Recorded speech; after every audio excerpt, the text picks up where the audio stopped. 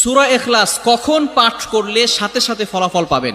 ভালো করে বুঝেন, সূরা ইখলাস হচ্ছে পবিত্র কোরআনুল কারীমের ভিতরে ছোট সূরাদের ভিতরে অন্যতম একটি সূরা। তবে ফজিলতের দিক থেকে সূরা ইখলাস হচ্ছে গুরুত্বপূর্ণ ফজিলত, এবং এই সূরাটা এমন একটা সময় আল্লাহ পাক রব্বুল আলামিন নাজিল করে দিয়েছেন যখন আল্লাহ রাসূল সাল্লাল্লাহু আলাইহি ওয়াসাল্লাম দ্বীনের প্রচার করতে লাগলেন। এমন সময় আল্লাহ পাক রব্বুল আলামিন এক আল্লাহর দাওয়াত দিতে লাগলেন।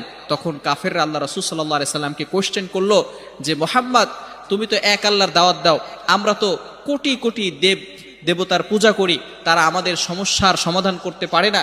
তুমি যে আল্লাহর দাওয়াত দাও সেই আল্লাহ কয়জন এবং সেই আল্লাহর সন্তান আছে কিনা? সাথে সাথে আল্লাহ পাক রব্বুল আলামিন এই কাফেরদের প্রশ্নের উত্তরে আল্লাহ রাসূল সাল্লাল্লাহু আলাইহি সাল্লামের কাছে এই সূরাটি নাজিল করলেন, কুল হুয়াল্লাহু আহাদ আল্লাহুস সামাদ লাম ইয়ালিদ ওয়া লাম ইউলাদ ওয়া লাম ইয়াকুল লাহু কুফুয়ান আহাদ।